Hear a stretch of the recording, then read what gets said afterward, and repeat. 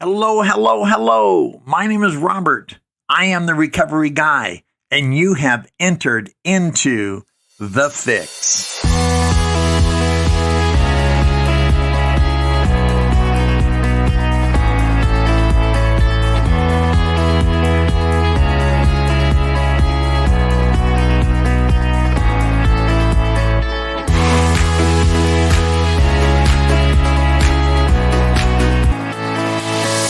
Hello, hello, hello. My name is Robert. I am the recovery guy, and welcome back to Recovery Guy Podcast. It has been a minute since I have recorded a podcast, and although I make no apologies for it, it is good to be back with you. My last podcast was October 4th of 2022, and that is the longest I can remember going between podcasts, but I'm glad to be with you today, and a lot has been going on. I've been busier than ever in personal recovery, as well as sponsoring, coaching, and other things that I have been doing along life's journey, and I hope this journey has caught you in active recovery as well.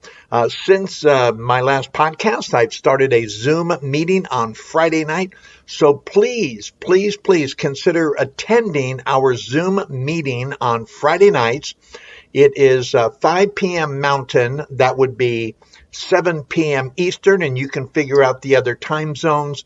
You can find the meeting ID number on the As Bill Sees It Instagram post, recovery_guy on Instagram, or if you're ready to write this number down. I will give you the meeting ID number. There is no password required. The meeting number is, are you ready? 879-5453-2608. That's 879-5453-2608. Hope to have you there. And of course, you can go to recoveryguy.org for all of my podcasts and blogs. This is podcast number 246. You can go to your favorite podcast channel to download and share Recovery Guy Podcast. Also, you can catch all of my podcasts and even about 32 videos on YouTube. It is Real Recovery Guy. So you can catch me on my website, on my Facebook page, Recovery Guy, on YouTube, Real Recovery Guy, podcast channels, you name it, recovery_guy on Instagram. I'm easy to reach, easy to contact. I am so glad that you decided to be here today. And today's podcast is about where's the but? Where is the but? And let me give you a little background on that.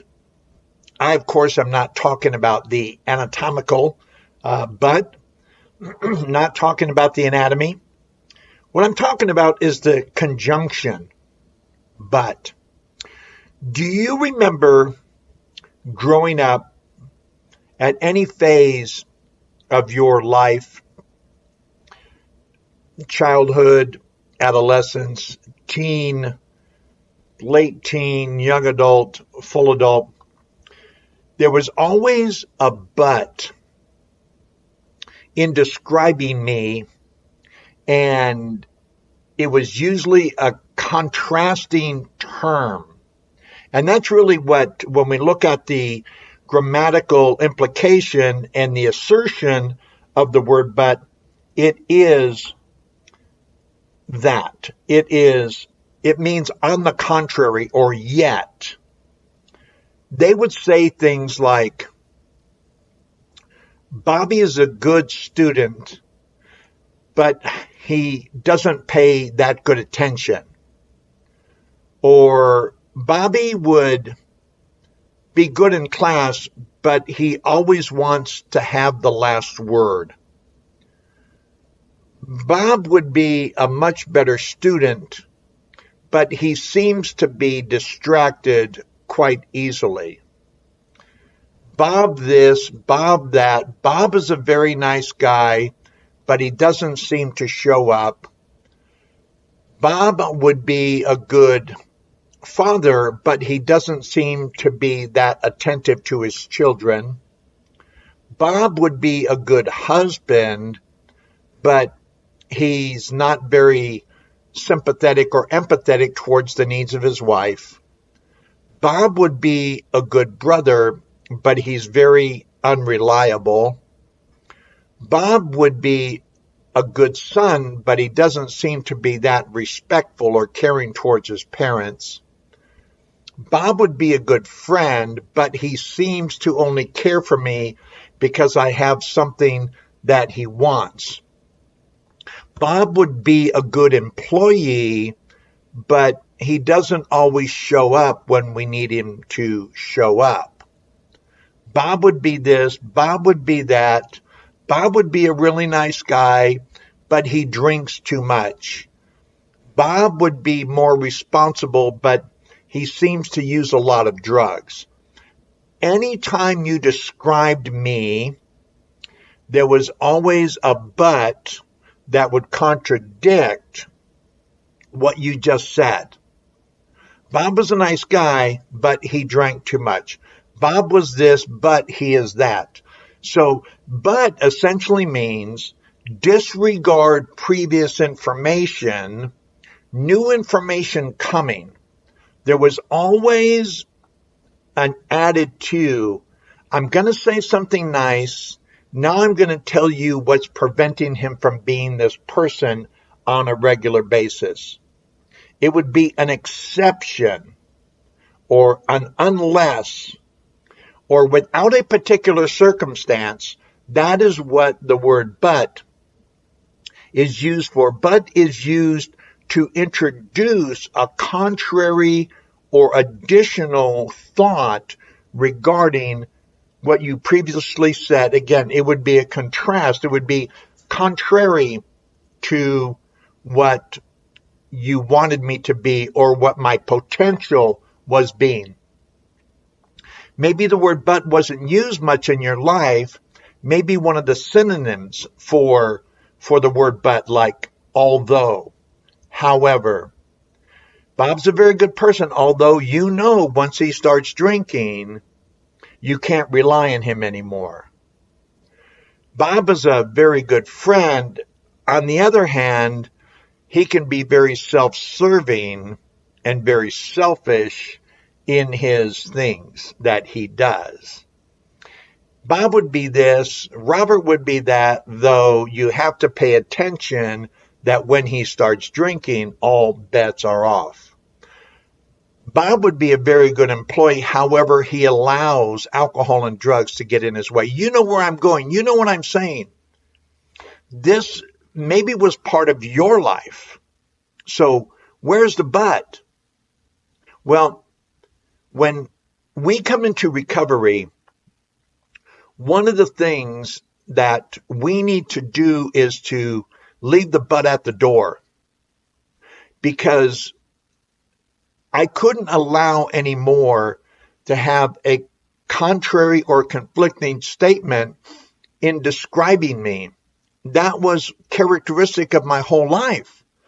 Sometimes it was because of my circumstance that were out of my control, but as I grew and used alcohol and drugs as behavior modification that would dispel the myth that I was always going to be nothing, or at least make it a palatable reality, until I could overcome that, the word but was always going to play a role in describing who I was or how I behaved.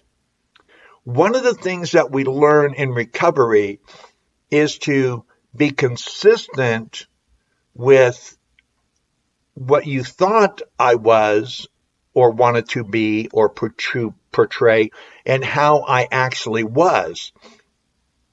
That is called alignment or consistent description of how you saw me and how I was. And personal recovery is coming to terms with those things, because we didn't want to be exclusionary. We didn't want to be described with conflicting or contrary beliefs. I have a friend of mine, Scotty B., who runs Welcome Home Sober Living in Southern California. And he deals with women, his primary ministry, who are seeking reunification with their children that they've lost through the court system as a result, in most cases, of being addicted to alcohol and or drugs. These are good moms, but you see where I'm going, right? They were good moms, they were loving, they were caring women, but they allowed relationships, alcohol, drugs. See, all the court would see is who they were after the but. They'd say, I know that you care, but your actions indicate that you don't. See, so all of my caring, I never wanted to be a terrible husband. I never wanted to be that guy who walked out on his children. I never wanted to be that employee that can't even count how many jobs I had. I never wanted to be that student who would disappoint his teachers, or that athlete who would disappoint his coaches, or that son who wanted to disappoint his mom or dad, or that sibling who would disappoint his brothers and his sisters. I never wanted to be that person, but I was also addicted to alcohol and drugs and other negative behavior that took who I wanted to be and who other people thought I had the potential to be to this person who would be contrary to that description. So when I came into recovery, they told me, you got to get rid of the but. You have to get rid of how people want to view you and what your potential is to who you really are. And so I began that journey. And we begin that journey by taking that initial inventory of who we really are, right? You know, I'm a 12-stepper. I was first introduced to 12-step recovery through Gamblers Anonymous, and then, of course, Alcoholics Anonymous. I've been to NA. I was bulimic and a compulsive overeater, so I went to OA, you name it, addicted to pornography. So I even went to SA meetings back in the mid 80s. I pretty much qualify for every program out there. What I found for me and my personal journey is when I applied the principles and the foundational beliefs and the guidance of Alcoholics Anonymous, these other things sort of dropped off over time, right? Because every other A, whether it's EA, SA, OA, NA, GA, you name it, everything gets its balance, everything gets its direction from the mother of all those programs, which is Alcoholics Anonymous, which comes from the Word of God, and so on and so forth. We could dial this back as much as we want. But my initial introduction to recovery was Gamblers Anonymous. I figured out that didn't work, right? Because it would actually expose my drinking. So I had to quit that. But then finally, when I hit the bottoms of all bottoms, actually the second to the last bottom, I would relapse on April 19th and finally come back to the program of Alcoholics Anonymous April 25th, 1986. And I've been clean and sober ever since by the grace of God and the fellowship of this program. But you see where I'm going. Everything that I've done, that we do in recovery, is designed to remove the but from our life. And we do so by admitting what other people have known for a long time. You know, I was mentioning this the other day to a friend of mine, and they said, you know, if you're not sure you're an alcoholic, stick around because you'll do till one shows up. And in the big book of Alcoholics Anonymous, it says we had to admit to our innermost self that we were alcoholic. This is the first step in recovery. And so that inventory, you know, because I hated the word but. Stop it. Because I wanted to be that person who you described in the beginning. I didn't want to be the person after the but, right? I wanted to drop the but, because it caused me so much pain. that instead of confirming who we wanted me to be or thought I could be or what my potential was, I laid more foundation and belief and evidence for everything that came after the word but. And that's how you knew me. I remember my brother George saying, if there was something we could do for Bobby, we would do it. But he seems to be so addicted to alcohol and drugs, there's nothing we can do to help him. And that was the truth, because they would do anything for me, but they knew that anything they did would be futile because I was so addicted to substance and a negative behavior. But then we come back into recovery. Let's swing back into recovery and talk about that. When we look at step one, and you can follow this through any of the monotheistic religions of the world, the Buddhist network, you name it, they all have elements in that. Matter of fact, someone on Instagram earlier today was talking about how AA didn't work and you have to go find your own plan of recovery, your path of recovery. You know what? That's BS, because just because you package oatmeal differently or food differently, it's still food, right? Just because it's called a different title. And the same thing with recovery. All paths to recovery are the same. They're just packaged in a way that's more palatable to you or to me.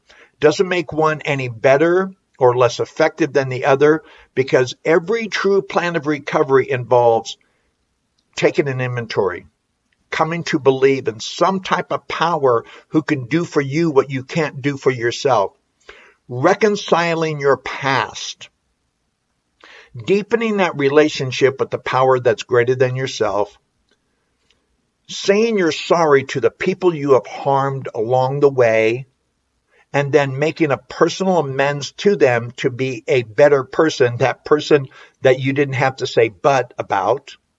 And then daily taking the inventory, seeking the strength and the relief and the knowledge and the direction of that higher power, and then go making a difference in the life of another person while continuing to practice these principles. You show me a monotheistic religion or any approach to recovery that does not in one way, shape, or another include those dynamics, and I will make an on-air apology to you directly. But the likelihood is you can't. Therefore, everything works if you work it. Now, I'm a 12-step guy. I'm a Christian. I have particular faith. I believe in 12-step recovery. But that doesn't mean there aren't other things out there that work. Find something that works for you. Learn as much as you can about it. Find a mentor within that who has proven to be successful following that path. And then, of course, follow the path. Whatever we need to do to remove the but, the exception from our life, we need to do. So we come in and we admit we're powerless over our addiction and that our life had become unmanageable.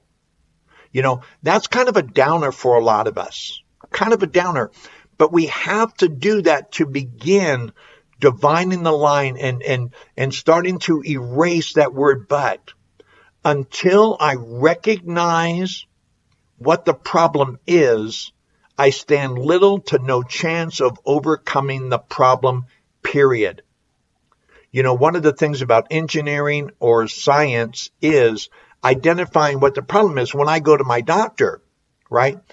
Dr. Jones will say, okay, where's the problem? What have you been feeling? What are some of the aspects of your condition that we can properly diagnose you so we know how to treat you? And then we will evaluate that treatment moving forward to make sure we are on the right path. Well, isn't that what we do in recovery? Of course it is. First, we admit, hey, I'm not feeling good. Maybe I should go to the doctor. Hey, doc, I'm not feeling good. This is what I think is wrong. These are the challenges that I've had.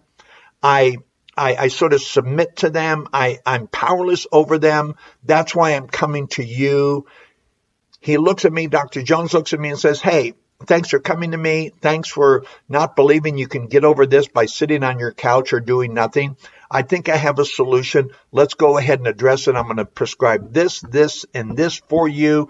Take this for the next 5 days, 10 days, 20 days. Let me know how you're doing.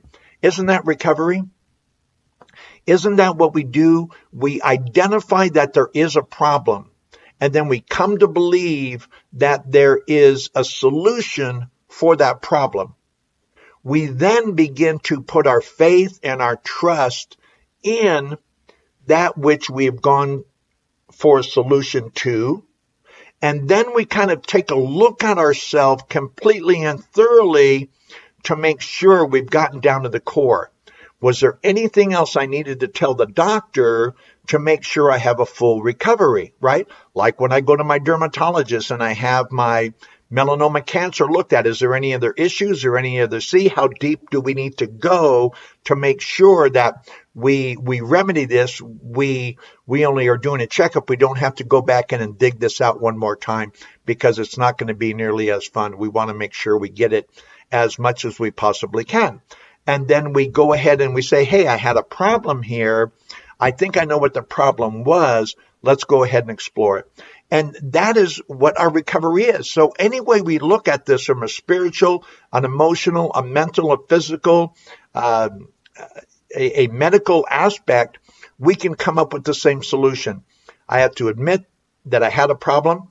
I have to believe that that problem can be restored. And then I need to put my faith and my trust in a solution that I believe that can remedy that.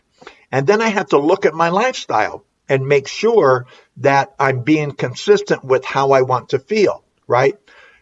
I remember when I was morbidly obese, Bob would be very healthy, but he eats very badly, right? I mean, all of those things, Bob would be very active, but he weighs 150 pounds more than he should be, right? Bob would be very healthy, but he's got this enlarged heart because he's carrying way too much weight. All of these things. So we need to look at our life in a totality and drop the butt.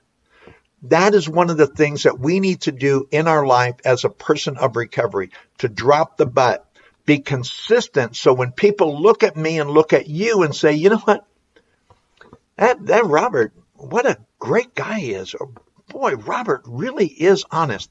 And then they attach this thing called a period, because that's the end of the sentence. There's no conjunction. There's no comma. There's just a period. Oh, Wendy, wow, what a great person she is. I'm so proud of who she is, period. Isn't that wonderful? And I know, Wendy, you're out there and you'll hear this podcast, but that's how we view you today. That's how we've always wanted to be viewed, isn't it? I just wanted to be seen as I hope to be seen. I did not want to get a conflict in my way. Did I do some terrible things? See, now if there's a but, let the but be a positive but instead of a negative but. I know how Robert wants to be, but when he gets carried away.